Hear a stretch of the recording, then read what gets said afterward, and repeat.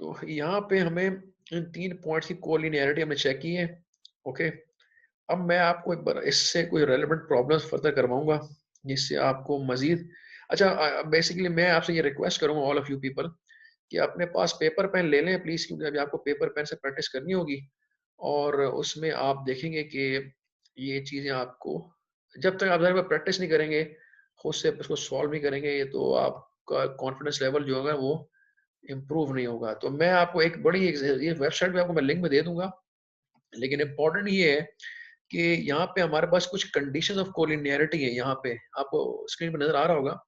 ये conditions of collinearity क्या है कि देखिए कंडीशन ऑफ वेक्टर्स कोलिनियरिटी पहले कहते हैं two vectors are collinear if any of these condition done. अगर ये अच्छा अभी हमने एक चीज देखी थी जो हमने अभी अब सिचुएशन पढ़ी है, वो कहता ही है कि two vectors A and B are collinear if there exist in numbers N such that ये अभी हम ये पढ़ कर आए हैं कि अगर ए जो है वेक्टर अगर वो बेसिकली बराबर होता है किसी स्पेसिफिक एन जो कि हम स्केलर वैल्यू अभी तक कहते हैं इनटू बी।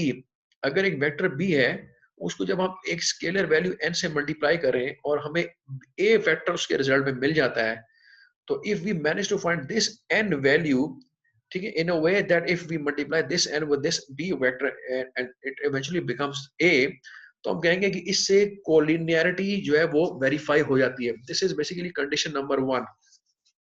ठीक है, तो एक तो कंडीशन ये है कि हम ये मैं भी आपको करके भी दिखाऊंगा, बल्कि हमने अभी की भी हुई है। ठीक है, अच्छा दूसरा ये कहता है कि कंडीशन ऑफ वेक्टर्स की कोलिनियर नंबर 2 क्या है कि टू वेक्टर्स आर कोलिनियर होंगे if relations of their coordinates are equal. ठीक है, वही वाली बात है ऊपर वाली, वैसे तो बात ऊपर वाली लिखी हुई है कि अगर उनके दरमियान जो रिलेशन है कोऑर्डिनेट्स का वो अगर इक्वल है, सेम है, तो वो बेसिकली वेक्टर जो होंगे वो कोलिनियर होंगे। यानी if relations of their coordinates, यानी उनके दरमियान जो उनके कोऑर्डिनेट्स का जो आपस में रिलेशन होगा ना, जैसे यहाँ से आपको नजर आ रहा है, ठीक है, अगर वो इक्वल है, जैसे इक्वल मतलब n टाइम्स ही है ना। अब इसके अगर आप कोऑर्डिनेट्स लिख लें A X A Y A Z, इसके लिख लें B X B Y B Z, तो जो रिलेशन कोऑर्डिनेट का होता है कि जो अगर इसके जो कोऑर्डिनेट्स होंगे बी के और जो कोऑर्डिनेट्स ए के, उनके दरमियान जो रिलेशन वो है वो इक्वल है। इक्वल मतलब होता है दिस टाइम्स है, यानी ax is n times of a bx and ay basically is n times of by, and similarly az is n times of bz। तो ये बात यहाँ पे लिखी हुई है कि उनका रिलेशन जो है वो कोऑर्डिनेट्स का वो इक्वल है। ठीक है, तो वो equality is this is represented by this n single n value जिसे हम स्केलर वैल्यू कह रहे थे। अच्छा इसमें लेकिन एक प्रॉब्लम है, वो कहता है ये कि कंडीशन 2 जो होगी इज नॉट वैलिड नहीं होती if one of the components of the vector zero. ये प्रॉब्लम है, कह रहा है अगर कोई एक कंपोनेंट जीरो हो गया किसी का वेक्टर का भी, तो कह रहा है कंडीशन 2 जो होगी ये वैलिड नहीं होगी। If any if one of the components of the vector is zero, अगर उस वेक्टर का कोई भी कंपोनेंट जो है वो जीरो हुआ, तो फिर ये कंडीशन वैलिड नहीं होगी। अभी मैं इसमें आगे आपको दिखाऊंगा मैथमेटिकली कि इसका क्या मतलब है। और तीसरी कंडीशन जो है लीनियरिटी की, वो बताता है कि दो वेक्टर्स आर कोलिनियर होंगे if their cross product is equal to the zero vector. यानी अगर उन दो वेक्टर्स का क्रॉस प्रोडक्ट लिया जाए, तो अगर उसका रिजल्ट जीरो वेक्टर के फॉर्म में आ जाएगा, तो हम कह सकते हैं कि वो वेक्टर्स आपस में कोलिनियर हैं। इसमें वो कहता है कि ये सिर्फ 3 डायमेंशनल यानी स्पेशल प्रॉब्लम्स में अप्लाई होती है कंडीशन 3। अब मैं आपको बारी बारी इनकी प्रॉब्लम करवाता हूँ, तो आपको समझ में आ जाएगा। अच्छा लेट्स सपोज वो कहता ही है कि द प्रूफ जो है कंडीशन ऑफ इक्वालिटी 3 जो है वो क्या कहता है कि अगर हमारे पास दो कोलिनियर वेक्टर्स हैं, now please pay attention all of you, अगर हमारे पास दो वेक्टर्स हैं, कोलिनियर वेक्टर्स हैं, ए को हमने लिखा हुआ है लाइक दिस ए एक्स, अच्छा इसमें याद रखिएगा बीच में ना सेमी कॉलन लगा हुआ है, ए एक्स सेमी कॉलन ए वाई सेमी कॉलन ए जेड। तो हम ना वेक्टर्स को ऐसे भी लिख सकते हैं जिस तरह करली ब्रैकेट से होती है, या प्रोग्रामिंग आपने पढ़ी हुई होगी तो उसमें आप करली ब्रैकेट का इस्तेमाल करते हैं बहुत ज्यादा। तो ठीक है, तो अगर हमारे पास कोलिनियर वेक्टर्स होते हैं ए एंड बी, और ए कहता है ए बराबर है ए एक्स सेमी कॉलन ए वाई सेमी कॉलन ए जेड, ठीक है, और बी जो है वो कहता है वो तीनों को A Y A X A Y N A Z लिखा हुआ है, और तीनों जो है वो एन का मल्टीपल है तीनों, यानी कि वही ये जो अभी हमने बात की था कि if relations of their coordinates are equal, तो ए यहाँ पे जो बी एक्स जो बी वेक्टर का जो पहला कंपोनेंट बनेगा बी एक्स, वो एक्चुअली देखे ना ए एक्स का n टाइम्स है, और इस तरह से इनके दोनों कोऑर्डिनेट्स होंगे बी वाई बी जेड, वो ए वाई ए जेड के दोनों उसी सिमिलर टाइम है, तो ये एक इक्वल रिलेशनशिप बता रहा है। अच्छा, अगर हमारे पास इस तरह के दो वेक्टर हो जिसे हम कहते हैं कि ये कोलिनियर हैं, तो we find their cross product. अब ये आपने मेमोराइज करना होगा, आपको ये आपको जहन में रखना होगा कि क्रॉस प्रोडक्ट कैसे निकालते हैं। क्रॉस प्रोडक्ट का मतलब होता है कि this is the cross symbol. आपने डॉट प्रोडक्ट क्रॉस प्रोडक्ट पढ़ी होगी ऑलरेडी, लेकिन यहाँ से मैं आपको थोड़ा दोबारा रिव्यू करवा देता हूँ। मैथमेटिकली क्रॉस प्रोडक्ट जो होती है वो आप लिखते हैं A vector A cross vector B, ये बराबर होता है इस तरह से। आपने जो डिटर्मिनेंट्स पढ़ी होंगी मैथमेटिक्स में हाई स्कूल के अंदर। अब ये डिटर्मिनेंट कैसे बनाते हैं, इसके टॉप पे तो आप लिखते हैं पोजीशन वेक्टर्स, वही आई जे के जो मैंने आपको बताए थे, आई जे के डायरेक्शन वेक्टर कह लें, पोजीशन वेक्टर कह लें, ठीक है, इन देयर रिस्पेक्टिव डायरेक्शंस। तो ये तो हो गई आई जे के। उसके बाद आप पहले लिखते हैं फर्स्ट वेक्टर के उसके coordinates A X A Y A Z in these three dimensions, right, ठीक है। उसके बाद आप लिखते हैं बी के coordinates B X B Y B Z. अब इसको सॉल्व करना तो आपको आता ही होगा, ठीक है, लेकिन जो इंपॉर्टेंट बात है वो मैंने आपको यहाँ बतानी है, ताकि आपको बाद में प्रॉब्लम ना हो कि जब आप इस डिटर्मिनेंट को सॉल्व करते हैं तो आप स्टार्ट करते हैं। पहले मुझे ये बताएं, डिटर्मिनेंट आपको सॉल्व करना आता नहीं आता, यहाँ पहले मैं कंफर्म कर लूं, आप लोगों को डिटर्मिनेंट सॉल्व करना आता है या नहीं आता? अगर नहीं आता तो मैं वो भी समझा दूं जी। अब ये मत कहेगा कि आपको डिटर्मिनेंट सॉल्व करना नहीं आता। एनीवन, एनीवन हो, अच्छा चले, हो सकता है पढ़ा होगा लेकिन आप may be don't remember at the moment, आपको याद ना आ रहा हो, तो मैं बता देता हूँ आपको फौरन जी। डिटर्मिनेंट आपको याद है, वेरी नाइस, ठीक है, शाबाश, ओके चले ठीक है, फिर मैं कंटिन्यू करता हूँ ये से। जब आप डिटर्मिनेंट को सॉल्व करते हैं ना, तो आपको ये भी पता होगा कि इस डिटर्मिनेंट से ये एक्सप्रेशन कैसे बनी, ठीक है, ये वाली एक्सप्रेशन कैसे बनती है। जब आप इससे ये बना लेते हैं, ठीक है, उसके बाद यहाँ पे आप देखेंगे, तो जब आप इसको सॉल्व करेंगे ना, इसमें आप देखेंगे आई के साथ ए वाई बी जेड है और फिर ए जेड बी वाई है, यानी ये सारे कोफिशिएंट कह रहे हैं, कॉन्स्टेंट्स कह रहे हैं, जो नंबर्स वैल्यूज बनेंगी, ठीक है। जब आपने आई के लिए आई के साथ सॉल्व किया, जे के साथ और के साथ, याद रखिएगा हमेशा बीच वाले के साथ हमेशा नेगेटिव साइन यहाँ पे आता है। तो जब आप इसको सॉल्व करेंगे, अच्छा आप इवेंचुअली देखें तो हमारे पास रिजल्ट जीरो कैसे आ रहा है। अच्छा, यहाँ पे क्वेश्चन ये है कि चूंकि ये क्रॉस प्रोडक्ट है, ठीक है, क्रॉस प्रोडक्ट है, तो क्रॉस के अंदर आप देखें हमारे पास आई लिखा हुआ है ए वाई एन ए जेड, क्यों? क्योंकि देखें हमने यहाँ पे ए वाई ए एक्स और ए को तो एज इट इज रखा, ए को नहीं छिड़ा, लेकिन जो बी की कंपोनेंट है, वेक्टर बी कंपोनेंट, उसकी जगह हमने वो N A X N A Y N A Z place कर दिए, जो कि हमें यहाँ से मिल रहे थे, ठीक है। तो इन सिंपल वर्ड्स, आसान अल्फाज में ये कि हमने ए और बी की वैल्यूज यहाँ पे प्लेस कर दी हैं, ठीक है। ए और बी, बी की एक्चुअल, वैसे तो हमने actual B Z B Y लिखा हुआ है, लेकिन जो इसकी यहाँ से हमें वैल्यू मिल रही है एक्चुअल, वो हमने उसको यहाँ पे प्लेस किया। तो आप देखेंगे जी, कोई क्वेश्चन है?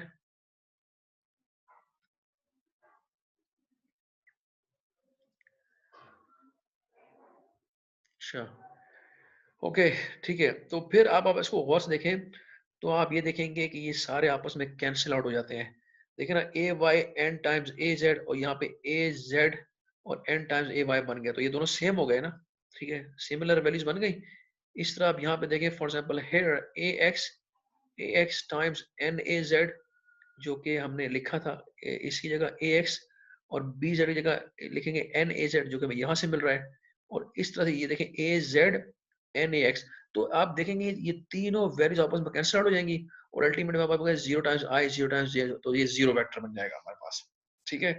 तो ये this is basically the the collinearity, like आप प्रूफ कर सकते हैं उसको, जब हमारे पास ए X A Y three dimension में हमारे पास, यानी कि ये थ्री डायमेंशनल हमारे पास प्रॉब्लम होगा ना, जब थ्री डायमेंशन में, तो हमारे पास ये पॉसिबिलिटी है कि we apply this determinant system here, जैसे कि हमने अप्लाई किया, हम उसका क्रॉस प्रोडक्ट लेंगे, तो हमारे पास उसका आंसर आना चाहिए जीरो वेक्टर लाइक दिस, ठीक है। अब मैं आपको इसकी प्रॉप, ये तो मैंने अभी आपको तीन कंडीशन बताई, अब थोड़ा सा इसको डिटेल में चलते हैं कि फॉर एग्जांपल, अब ये कहता है which of the vectors A B C are collinear, ठीक है। तो इसको बेसिकली कंफर्म करने का एक आसान तरीका होता है कि आप इसको इस तरह से लिख लेते हैं, ए एक्स अपॉन बी, यानी जो रिस्पेक्टिव उनके मेंबर्स होते हैं ना, यानी एक्स आई डायरेक्शन वाले वाई डायरेक्शन वाले, और अगर थ्री डायमेंशन तो जेड वाला भी लिख सकते हैं।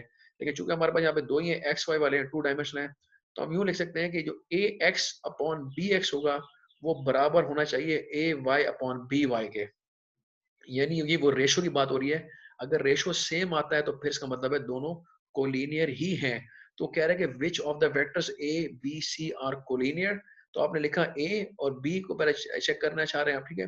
तो आप यूं कर लें कि ए एक्स अपॉन बी एक्स, ठीक है, पहले आप ए बी को चेक कर रहे हैं। A X upon B X is equal to A Y upon B Y. ये देखिएगा आप एक्स के हम लिख रहे हैं पहले आपस में रिलेशन लिख रहे हैं एक्स वाले का, और फिर हम y का ले रहे हैं। और अगर हमारे पास z कंपोनेंट भी होता तो हम इसके आगे लिख देते हैं is equal to A Z upon B Z. This is the simplest way to determine if the points are collinear. अब हम इनको देखेंगे, अब जब आप इसकी वैल्यूज प्लेस करेंगे तो ए एक्स है 1 और बी एक्स है हमारे पास 4, 1/4, और अब ए वाई देखेंगे 2 एंड दिस इज द 8। तो यानी ये बन जाएगा vector A and B are collinear है बिकॉज 1/4 इज इक्वल टू 2/8। दोनों की वैल्यू सेम है कि नहीं? दोनों की वैल्यू सेम है, दोनों साइड में वैल्यू सेम आएगी, ठीक है। तो ये इवेंचुअली दोनों 1/4 इज इक्वल टू 1/4 बन जाएंगे। अगर ये इक्वल आ रहे होते हैं तो इसका मतलब है कि ये पॉइंट्स कोलिनियर हैं, ठीक है। इसी तरह से अब आप चेक करते हैं वेक्टर्स ए और सी को, क्या ये कोलिनियर है, ठीक है। आपने ए और सी को चेक किया तो वहां आप देखेंगे वहां पे ये कोलिनियर नहीं आ रहे, क्योंकि 1/5 इज इक्वल टू 2/9 आ रहा है। यहाँ से लिया 1/5 एंड दिस इज 2/9, तो ये दोनों सेम नहीं है, तो ये कोलिनियर नहीं है। इस तरह से सी और बी को चेक कर लें तो सी और बी भी आपस में कोलिनियर नहीं है, क्योंकि 5/4 है और 9/8 है, तो ये भी बराबर नहीं है। तो इसका मतलब ये हुआ कि आपने इस मैथमेटिक्स में ये चेक कर लिया कि सिर्फ ए और बी ही आपस में कोलिनियर है, बाकी ए सी और बी सी पॉइंट्स जो हैं ये वेक्टर्स आपस में कोलिनियर नहीं बनते, ठीक है। लेकिन अब यहाँ तो हमने इसको स्ट्रेट अवे ऐसे अप्लाई कर दिया। लेकिन सेकंड एक और मैं आपको इंटरेस्टिंग फैक्ट बताता हूँ। फॉर एग्जांपल अगर हमारे पास इस तरह से हो जाए कि हमारे पास वेक्टर ए दिया हुआ लाइक 0 3 और वेक्टर बी दिया हुआ लाइक 0 6 आर कोलिनियर है, तो देखें अब उसमें क्या है, prove that the vectors this are collinear. अच्छा, इसमें मसला ये है कि इसमें एक एक पॉइंट जीरो आ रहा है, ठीक है। तो इसमें आप क्या करेंगे, since the vector components contain zero, तो आप इसमें सेकंड वाली जो है ना पॉसिबिलिटी अप्लाई नहीं करते। तो आप करते क्या, कंडीशन ऑफ कोलिनिटी 1, आप 1 वाली अप्लाई करेंगे जो कि हमने टॉप पे पढ़ी थी यहाँ पे, ये वाली कि a is equal to n times b, ठीक है। n टाइम्स b का मतलब होता है कि जो एक किसी एक वेक्टर के जो कंपोनेंट्स होंगे वो दूसरे वेक्टर के कोई n टाइम्स स्केलर मल्टीपल हो जाए तो कोलिनियर बन जाता है। तो यहाँ पर चूंकि दोनों का एक एक कंपोनेंट जीरो है, अब देखें ना 0/0 इज अनडिफाइंड। आप ये वाला फॉर्मूला क्यों नहीं लगा सकते, क्योंकि ये लगेगा नहीं, क्योंकि दो इसके देखें 0/0 आएगा, ए एक्स अपॉन बी एक्स, इस फॉर्मूले के मुताबिक जो हमने ये पढ़ा था यहाँ पे ए एक्स अपॉन बी एक्स, तो ये 0/0 विच इज अनडिफाइंड है, ठीक है। मैथमेटिक्स में ये चीज अनडिफाइंड है, इसलिए आप इसको नहीं कंसिडर करेंगे। इस केस में जब भी वेक्टर का कोई कंपोनेंट जीरो हो तब आप ये चीज अप्लाई नहीं करेंगे, ठीक है। फिर आप जाएंगे फर्स्ट वाली कंडीशन के ऊपर, इसमें आप लिखते हैं b is equal to n times a है, तो ठीक है। तो इसमें क्या है, आप इसको लिखेंगे so for this we find a non zero component. अब चूंकि आपको पता है इन दोनों में एक एक कंपोनेंट जीरो है, तो उस जो जीरो वाले कंपोनेंट उसको छोड़ देते हैं आप और सिर्फ नॉन जीरो कंपोनेंट को ले लेते हैं, ठीक है, जिसमें लिखा हुआ है ना, क्योंकि जीरो है तो देन यूज एक तो ये we find number n for which this. तो कह रहा है for this we need we find a non zero component of vector a का, in this case this is a y, ठीक है। तो अगर ए एक्स तो जीरो है तो ए वाई बनता है ना नॉन जीरो, और इस तरह से हम सिर्फ नॉन जीरो कंपोनेंट्स को कंसिडर करेंगे और हम देखेंगे उनकी तरफ रेशियो क्या बनता है। तो हम देख रहे हैं एन बराबर हो जाएगा B Y upon A Y के, ठीक है।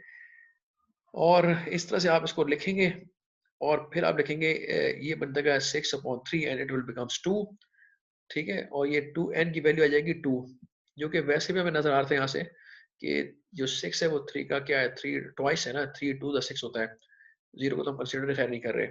तो इसका मतलब ये हुआ कि आपने n की वैल्यू ऐसे फाइंड आउट कर ली बी अपॉन ए करके, और n की वैल्यू आपके पास 2 आ जाती है।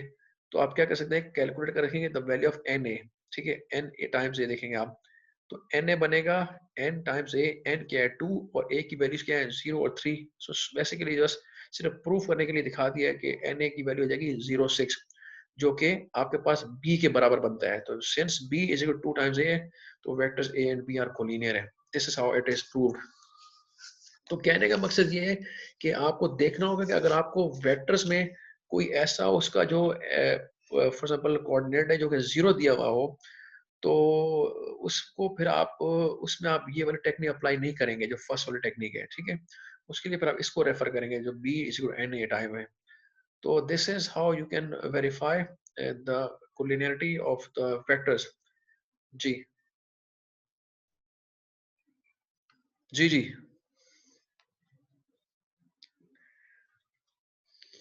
मोहम्मद साद आप कुछ कहना चाह रहे हैं? देखिए उसकी मैं बताता हूँ वजह ये है, आप इन दोनों को साइमल्टेनियसली देखें। ये एक प्रॉब्लम एग्जांपल ऊपर है, एक एग्जांपल नीचे है, ठीक है।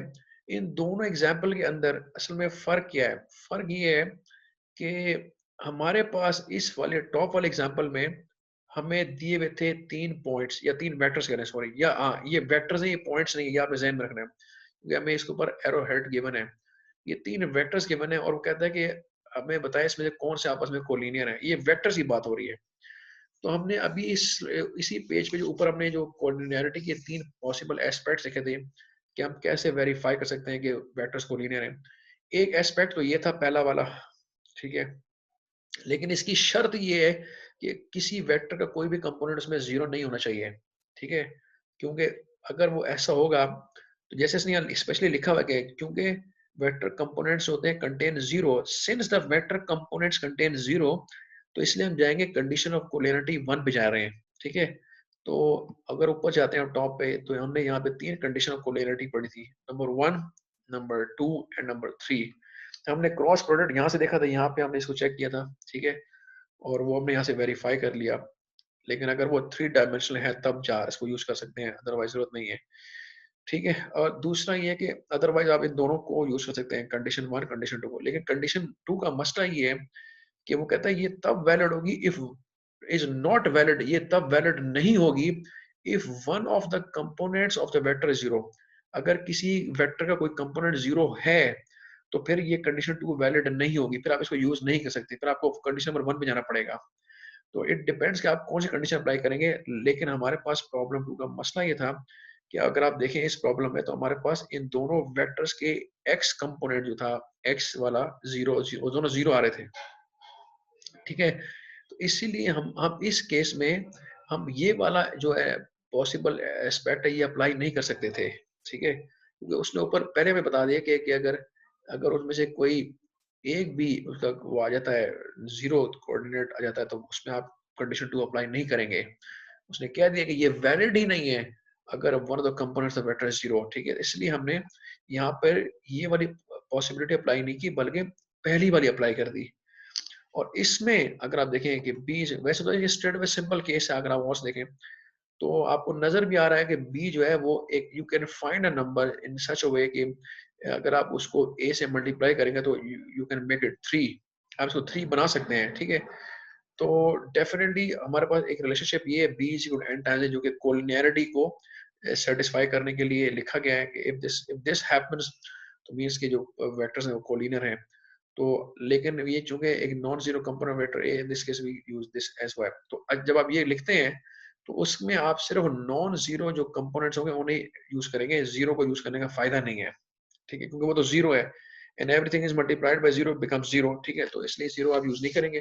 तो जो नॉन जीरो कंपोनेंट वेक्टर होगा वो आप सिलेक्ट करते हैं और उसको आप रेशियो लेके उनमें आपस में वो एन निकालेंगे कि उनमें आपस में mathematically how they are related, या किसका वो एक दूसरे का मल्टीपल जो बनते हैं। जैसे कि बी इज एन ए लिखा ना आपने, तो कौन सा एक्स का ए का कौन सा कंपोनेंट, कोई भी जो नॉन जीरो कंपोनेंट है वो मतलब वो कौन सा ऐसा स्केलर होगा जिसका वो मल्टीपल बन, जब करें इसको मल्टीप्लाई करें तो वो कॉरेस्पॉन्डिंग कंपोनेंट ऑफ बी बन जाए, ठीक है। तो हमने इसलिए हमने सिर्फ क्या किया, हमने नॉन जीरो कंपोनेंट्स पिक किए यहाँ से और हमने एन लिखा, N is equal to B Y upon वो फैक्टर फाइंड आउट किया कि जो हमें एन स्केलर वैल्यू मिल रही है जिसका एक कंपोनेंट जो है वो मल्टीपल होकर दूसरा कंपोनेंट बन जाता है बी का। तो n is equal to B Y upon A Y is equal to 6/3, ये हमने यहाँ से लिखा है ना इस वाले से कि, और ये बेसिकली अगर आप देखें तो ये यही फॉर्म है जो ऊपर आप देख रहे हैं, ठीक है। लेकिन हम इसको आपस में इक्वेट नहीं कर पाएंगे क्योंकि यहाँ पे दो जीरो जीरो आ गए हैं। अब zero zero is equal to 3.6 equate नहीं होते, इसलिए वहां पर ये वाली प्रॉब्लम नहीं फिट होता, तो हम ये वाला यूज करेंगे। तो खैर, आपने नॉन जीरो कंपोनेंट्स को पिक किया और उनका रेशियो लिया और आपने एक फाइनल वैल्यू फाइंड आउट की लाइक 2। और फिर आपने क्या किया, जब आपको पता लगा n की वैल्यू 2 आ गई है, तो इसका मतलब जब आप a को n से मल्टीप्लाई करेंगे तो इट शुड बिकम b। ठीक है, तो आपने a को फिर n से मल्टीप्लाई किया। a क्या है? a है 0 3। आपने ax और ay को मल्टीप्लाई किया विद दिस n जो आपने यहां से फाइंड आउट किया था। तो आपने कहा हमारे पास इवेंचुअली आ गया 0 6, और ये 0 6 किसके बराबर है? ये 0 6 तो इस b वेक्टर के बराबर आ गया। ठीक है, और जो कि हमने यहाँ से इसको सॉल्व भी किया था। तो चूंकि एन ए जो है वो बी के बराबर आ गया है, ठीक है, तो हम और ये चीज वेरीफाई हो जाती है कि B is equal to 2a times है, तो इसलिए हम कहेंगे ये vectors A and B are collinear हैं। तो दिस इज द प्रॉब्लम। तो आपने अब ध्यान में रखना है, अगर आपके पास वेक्टर के अंदर उसके अगर कंपोनेंट जीरो मिलता है तो आपको ये वाला एस्पेक्ट इस्तेमाल करने की जरूरत नहीं है। अब मैं आपको एक और एग्जांपल बताता हूँ। फॉर एग्जांपल हियर, अब देखिए यहाँ पे लिखा हुआ है कि find the value of N at which the vectors this and this are collinear. अब ये थोड़ा सा इंटरेस्टिंग है कि वो कहता ही है कि आपने एन की वैल्यू फाइंड आउट करनी है, कि जिस तरह ऐसे फाइंड आउट करनी है कि ये दोनों वेक्टर्स आपस में कोलिनियर हो जाएं। अब आपको कोलिनियर की कंडीशन तो पता ही है। ठीक है, अब वो लिखते हैं कि चूंकि vectors does not contain a component equal to zero, अब इन दोनों में कोई कंपोनेंट जीरो के बराबर नहीं है, तो हम जो कंडीशन कोलैरिटी 2 है वो इस्तेमाल कर सकते हैं, जो कि ये लिखी हुई है ax upon bx is equal to ay upon by। Just आप यहाँ पे वैल्यूज प्लेस कर दें इनकी, और अल्टीमेटली n की आप वैल्यू यहाँ से निकाल सकते हैं। ठीक है, तो ये n बेसिकली ये n ये वाला n नहीं है यहाँ पे, ये n तो जस्ट एक अननोन है कि यहाँ पे हम क्या वैल्यू प्लेस करेंगे इस वेक्टर की जो कि a b y को रिप्रेजेंट करे। हम उसको कैसा ऐसे कैलकुलेट करें कि ये दोनों आपस में कोलिनियर बन जाएं। तो ये भी एक इंटरेस्टिंग क्वेश्चन है। आपको इस तरह के क्वेश्चन भी दिए जा सकते हैं कि ये दो पॉइंट्स हैं, इसमें सर्टेन नंबर ऑफ अननोन्स हैं, तो you find those unknowns so that they the given points given vectors become collinear with each other. तो इसमें लिखा हुआ है चूंकि ये दोनों इनमें दोनों वेक्टर्स में से कोई भी इसका कंपोनेंट जीरो नहीं है, तो आपने स्ट्रेट अवे ये दूसरा वाला कंडीशन इस्तेमाल की ax upon bx is equal to ay upon by। आपने इनकी वैल्यू यहाँ पे प्लेस कर दी है, जैसे कि ये 3/9 हो जाएगा, 3/9 एंड 2/n। अब इसको सॉल्व करेंगे सिंपल, और यहाँ से आपके पास n की वैल्यू आ जाएगी। ठीक है, n इज इक्वल टू 6। तो ये कितना सिंपल है, इसमें तो कोई डिफिकल्टी नहीं है। ठीक है, तो दिस इज वेरी सिंपल। अब यही चीज अगर हम आगे चलते हैं, फॉर एग्जांपल ये तो हो गया एग्जांपल नंबर 3। अच्छा, यहाँ पे हमने वही कंडीशन अप्लाई की है जो हमने प्रॉब्लम नंबर 1 में अप्लाई की थी हेयर टॉप पे। ठीक है, लेकिन आपको ज़हन में रखना है कि इसकी कंडीशन क्या होगी। अच्छा, अब है एग्जांपल ऑफ ये स्पेशल टास्क होते हैं। अब यहाँ पे थोड़ा सा आप डिफरेंट, अब जाके यहाँ पे देखिएगा। अब वो कहते हैं कि which of the vectors A B and C are collinear है। अब यहाँ पे देखें आप, आपके पास फिर एक क्वेश्चन आ गया, लेकिन यहाँ पर क्या हो रहा है, यहाँ पे हमारे पास एग्जांपल्स ऑफ स्पेशल टास्क हैं। ठीक है, यानी कि यहाँ पे हमारे पास ए एक्स ए वाई और जेड 3 डायमेंशनल स्पेस आ गया है।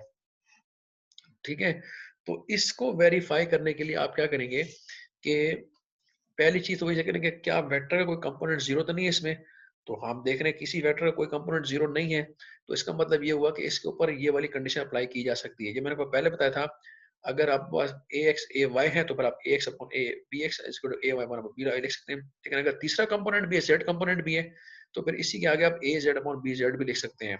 ठीक है, तो अब आप देखेंगे कि जब आप इस में से इन तीनों वेक्टर्स में से इसको इस तरह से हैंडल करेंगे, सॉल्व करेंगे, तो आपको पता लगेगा कि क्या ये कोलिनियर है कि नहीं। तो पहले आप इसको सिंपलीफाई भी कर सकते हैं, यानी ये इक्वेशन मैथमेटिकली तो ट्रू हो सकती है। ठीक है, तो आपने लिखा, पहले आपने देख लीजिए, चेक कर लिया ए बी को, चेक करिए क्या वो कोलिनियर है, क्या ए और बी आपस में कोलिनियर है। तो आपने देखा A X upon B X equal to A Y upon B Y, तो 1/4 इज इक्वल टू 2/8, तो ये दोनों दो, और ये 3/8। ठीक है, तो अब ये देखिए यहाँ पे ये मसला बन रहा है। ठीक है, मसला क्या बन रहा है कि 3/12 आ रहा है। ठीक है, लेकिन अगर आप इसको गौर से देखें, अगर आप इसको, यानी कि हमने ऊपर वाली वैल्यूज में हमने उसको डाल दी है, तो हम आपस में रिलेशनशिप चेक करेंगे, रिलेशनशिप। हाँ, तो यहाँ पर अगर आप देखें तो 1/4 हमने एज इट इज लिखा है 1/4, यानी A X upon B X. ठीक है, और for example A Y upon B Y, वो क्या है 2 अपॉन 8 एंड 3 अपॉन 12, ठीक है। तो आप इनको देखें, आप एक तो ये बन गया, ठीक है। अच्छा, अगर आप इसको सॉल्व करेंगे तो ये क्या बनेगा, इसको बताएं मुझे जरा। सिंपल है, ये तीनों आपस में बराबर ही है ना, ठीक है। ये तीनों आपस में बराबर आ जाएंगे, क्योंकि 1/4 हो जाए या 2/8 हो या 3/12 हो, बात तो एक ही है। जी जी जी, बिल्कुल बिल्कुल ऐसे ही है। तो इस केस में देखें, इसके दोनों के यानी ए और बी के जो तीनों कोऑर्डिनेट्स हो रहे हैं, A X A Y A Z और B X B Y Z, ये आपस में इनके दरमियान ये रिलेशनशिप होल्ड करता है। लेकिन अगर आप ए और सी को देखेंगे, यानी ए और सी को देखें, तो 1/5 एंड 2/10 एंड 3/12, तो यहाँ पे देखेंगे गड़बड़ हो गई। ये एग्जैक्टली exactly देखें अगर आप, तो ये तो 1/5 इज इक्वल टू 1/5, ये तो बन जाएगा 1/5, लेकिन ये नहीं बनता 1/5, ठीक है। इसी तरह से आप सी और बी को देख लें, आपने ए बी को चेक किया, आपने ए सी को चेक किया, अब आप बी सी को चेक कर लें, तो बी सी भी आपस में या सी बी भी आपस में कोलिनियर नहीं बनते, ठीक है। तो इसीलिए आपने देखा, अब आपने इस मैथमेटिकल फॉर्मूले के तहत ये डिसाइड किया, ये वैलिडेट किया कि कौन से आपस में कोलिनियर हैं, कौन से कोलिनियर नहीं है, ठीक है। तो this is another way of doing this thing. अच्छा, तो अब आपने यहाँ से इसको देख लिया, राइट। अच्छा, आपने ये भी देखा कि आपने इसको लिखना कैसे है, ए बी को आपने कैसे लिखा है। तो आपने जब ए बी लिखा है, तो आपने ए के कोऑर्डिनेट्स ऊपर रखे हुए हैं, बी के नीचे रखे हुए हैं, ठीक है। और फिर आपने ए सी लिखा है, तो ए के कोऑर्डिनेट्स आपने न्यूमरेटर में ए लिखा हुआ है, सी नीचे लिखा हुआ है। और जब आप सी बी लिख रहे हैं, तो आप सी के कोऑर्डिनेट्स ऊपर लिख रहे हैं और बी के नीचे लिख रहे हैं, ठीक है। तो ये भी गौर कीजिएगा जरा। अच्छा, इसके अलावा अब मैं एक और ठीक है, यहाँ पर मसला एक आ गया, ये बताएं आप कैसे करेंगे। चले, इतनी प्रैक्टिस तो आपने कर ही ली है, ये कैसे करेंगे, प्रूव दैट कि the vector A and B are collinear है, ठीक है। अभी आपने ऊपर एग्जांपल भी की है इसकी, तो आपने प्रूफ करना है कि ये कोलिनियर है।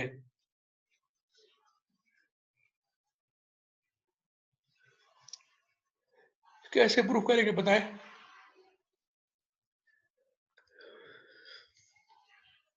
अपने पास पेपर पेन लें और ये मुझे सॉल्व करके बताएं, ये कैसे आप करेंगे। आपने फॉर एग्जांपल आपके पास एक क्वेश्चन आता है समथिंग लाइक दिस, इसमें आपने प्रूफ करना है कि ये आपको जो वेक्टर्स हैं ये कोलिनियर हैं,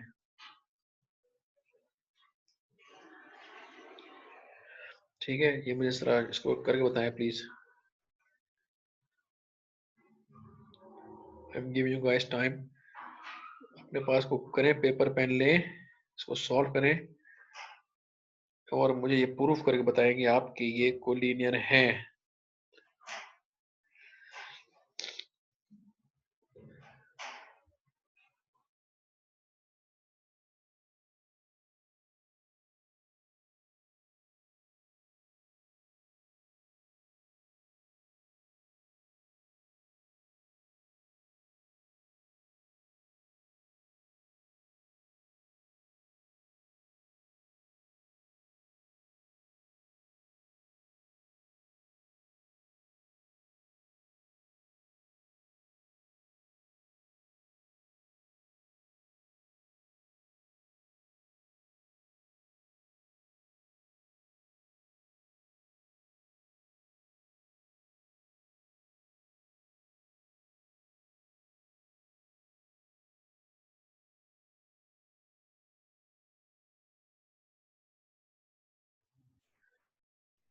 जी एहतशाम अकमल, कैसे आपने निकाल लिया 1/4 कैसे आ गया है।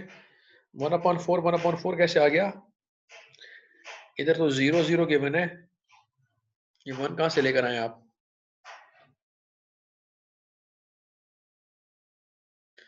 वो सवाल तो हमने कर लिया ना, उसको तो रहने दें, आप क्वेश्चन नंबर 5 करके बताएं, वो तो हो गया था।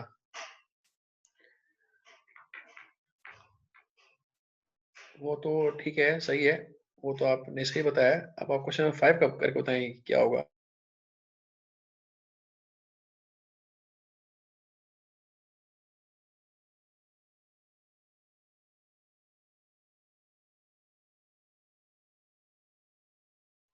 3 क्या है बच्चे? 3 बताएं, 3 क्या है? आप कुरतुलैन बताएं, 3 कैसे आ रहा है? नहीं, 3 कैसे आया? ओके, एक मिनट।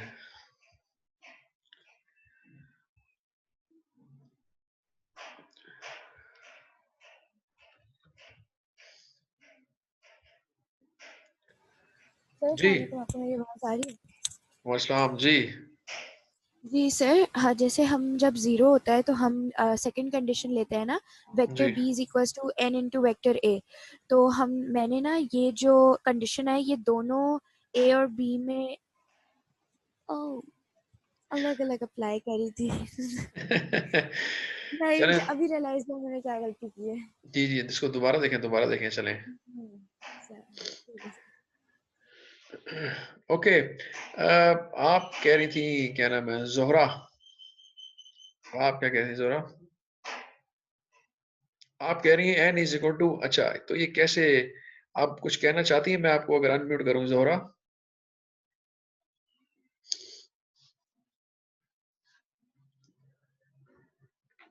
जी, ज़ोहरा, आपकी आवाज़ नहीं आ रही।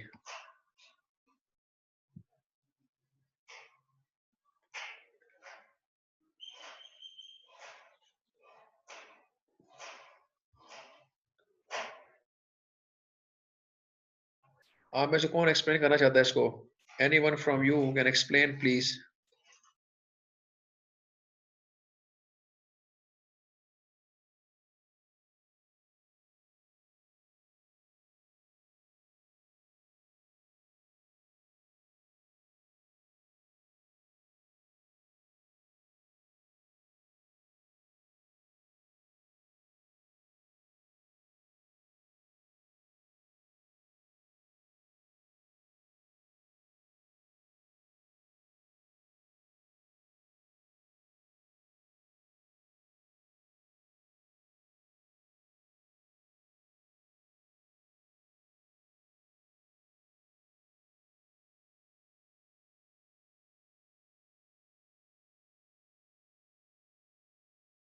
देखें, आपने मोहम्मद साद, आपने ट्राई तो सही किया है, लेकिन आपने n की वैल्यू 1/2 कैसे निकाली है?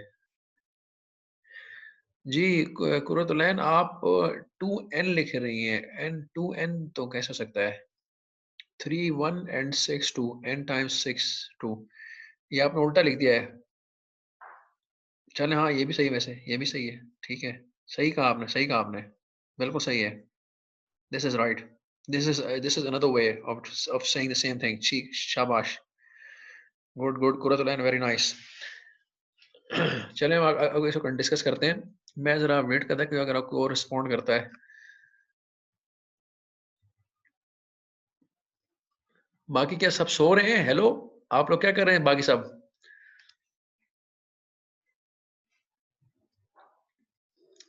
जी, जी, एहतशाम, आपने बिल्कुल सही कहा। या दिस इज़ ट्रू। ऐसा ही है, बिल्कुल ऐसा ही है। लेकिन आप इसको देखें, अभी तो आप मुझे ज़रा चैट पे से लिख रहे हैं, लेकिन आप जब इसको सॉल्व करेंगे पेपर के ऊपर, तो उसके लिए आपको प्रॉपर स्टेप लिखने पड़ेंगे, ठीक है? 3/6। जी, जी, बिल्कुल, बिल्कुल। निशा, आप भी सही कह रही हैं, ऐसा ही है।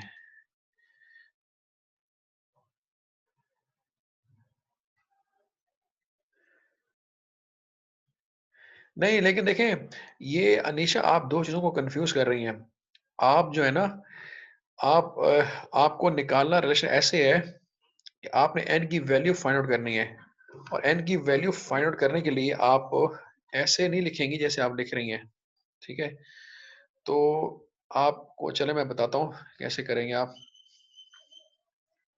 आप इसको ऐसे करेंगे, देखें, अब आपके सामने ये देखें, ये 2 पॉइंट्स हैं ना, ए एंड बी वेक्टर्स हैं, सॉरी, ये 2 वेक्टर्स हैं, लेकिन हमने देखा कि अब इनके एक कंपोनेंट तो 0 है, एक्स कंपोनेंट 0 आ रहा है, ठीक है? तो एक्स कंपोनेंट चूँकि 0, तो इसका मतलब हुआ कि आप ये वाली कंडीशन तो नहीं अप्लाई कर सकते, ये वाली, जो कि आप में से कई लोग अप्लाई कर रहे हैं, ठीक है? ये वाली कंडीशन अप्लाई नहीं होगी, बल्कि ये वाली होगी, नीचे लिखी हुई है, B is equal to N A है, ठीक है? Since the vector components contain 0, then use the condition collinearity 1, जो 1 कंडीशन है वो यूज होगी, we find there is a number n for which b is equal to n times a। हमें ये n find out करना होगा जिसका जब हम a से मल्टीप्लाई करें तो it will make like b। ठीक है, तो यहाँ से हमें पता लग जाएगा कि आपको b की वैल्यू और a की वैल्यू में रिलेशनशिप जो है वो n से डिफाइन हो रहा है। ठीक है, तो आप यूं करते हैं, हम इसमें लेते हैं नॉन जीरो जो कंपोनेंट देता है। तो आपने लिया for this we find a non zero component of vector A. ठीक है, in this case this is A Y, आपने लिया ए वाई। ठीक है, तो if the vector are collinear होंगे देन आप लिखेंगे n is equal to B Y upon A Y. ठीक है, और ये बराबर हो जाएगा 6/3 के, क्योंकि हमें यह पता लग रहा है बी वाई 6 है और ए वाई 3 बनता है, तो इट विल बिकम 2। या दूसरी तरफ आप देख लें, अगर आप ये ए वाई नहीं लेके बल्कि ए जेड ले लें और बी जेड ले लें, तो फिर भी आप लिखेंगे ना 2/1। यानी कि अगर आप ए वाई और ए बी वाई नहीं लेते बल्कि जेड कंपोनेंट लेते हैं, तब भी तो आप देखेंगे कि आपके पास जो 1 है और 2 है आर्कोलियन, इसको आप लेते हुए आप लिखेंगे n इज इक्वल टू 2 ऊपर आ जाएगा A Z upon sorry B Z upon A Z, तो 2/1 बन जाएगा विच इज इवेंचुअली 2। तो इसका मतलब है कोई भी कंपोनेंट आप ले लें नॉन जीरो, उसके साथ आपका आंसर सेम ही आएगा। तो जब आप उसमें ये n की वैल्यू निकाल लेंगे तो फिर आप कंफर्म कर लें, calculate the value of N A. अब आपने एन ए की वैल्यू कैलकुलेट करनी है, once you know the A then find N A. N A आप जब करेंगे तो आपने ए की हर वैल्यू को n से मल्टीप्लाई करना है जो कि आपने फाइंड आउट किया हुआ था। तो आप n 2.0 2.3 2.1 ये बेसिकली यहाँ से आ रहा है, 0 3 1 इसके कोऑर्डिनेट्स है ए के, 0 3 and 1, और उसको आपने n से मल्टीप्लाई किया which is you found as 2, and when you sum it up then we will have 0.62 which is basically equal to b। तो हम कह सकते हैं कि since b is equal to 2 times a, तो vectors a and b are collinear। that is how you do it जी। अब इसको में यानी इस तरह से आपने करना है, यानी अब आप स्टेप सुन लें। फॉर एग्जांपल अगर आपके पास वेक्टर्स गिवन होंगे और उसमें से अगर आपको लगता है आपको गिवन वेक्टर्स में से कुछ वेक्टर के कंपोनेंट जीरो गिवन है, तो इसका मतलब ये हुआ कि वहां पे आप कंडीशन 1 अप्लाई करेंगे, कंडीशन 2 अप्लाई नहीं कर सकते। ठीक है, और कंडीशन 1 ये कहती है कि बी वेक्टर जो है वो n टाइम्स a है। ठीक है, या कोई भी वेक्टर होगा जो कि जिसके जिसके वैल्यूज अगर हायर है, फॉर एग्जांपल सम टाइम इसमें और भी मसले आ सकते हैं, लेकिन फिलहाल आप सिंपलिसिटी के लिए इसको ऐसे रखें कि b is n times a होगा। ठीक है, और आप उस गिवन वेक्टर्स में से उसका कोई भी एक ऐसा कंपोनेंट उठा लें जो कि नॉन जीरो, ए वाई ले लें ए जेड ले लें, डिपेंड करता है, आप दोनों से वैल्यू सेम ही आएगी। ठीक है, तो आपने फर्स्ट ए एक्स तो जीरो था, आपने नेक्स्ट ए वाई ले लिए। ठीक है, तो 6/3 किया आपने, यहाँ से आपने एन की वैल्यू निकाली, फिर आपने एन को ए से मल्टीप्लाई करना है, ये लाजमी है करना है। जब आप मल्टीप्लाई करेंगे अगर उसकी इनका प्रोडक्ट जो है वो इसके बराबर आ जाता है, क्योंकि यहाँ पे आ गया था, तो देन वी कैन से कि the given vectors are collinear है। अच्छा, अब जो लास्ट इंटरेस्टिंग इसमें क्वेश्चन है ये आप मुझे करके बताएं जी। अब आपके पास, अब आपको ना ये दी हुई है, फाइंड करना the value of N and M at which. अब आपको ये दो वेक्टर्स दिए हुए ए एंड बी और ये इसमें 3 डायमेंशनल नहीं है। ठीक है, कह रहा है कि आपने एन और एम की वैल्यू फाइंड आउट करनी है इस तरह से कि ये दोनों वेक्टर्स आपस में कोलिनियर हो जाएं, यानी कि find the value of N and M at which the vectors this and this are collinear. तो अब आपने अगर गौर करें तीनों दोनों वेक्टर्स के ऊपर, तो इसके कंपोनेंट्स अगर आप देखें तो कोई भी कंपोनेंट आपको इसमें जीरो नहीं मिल रहा।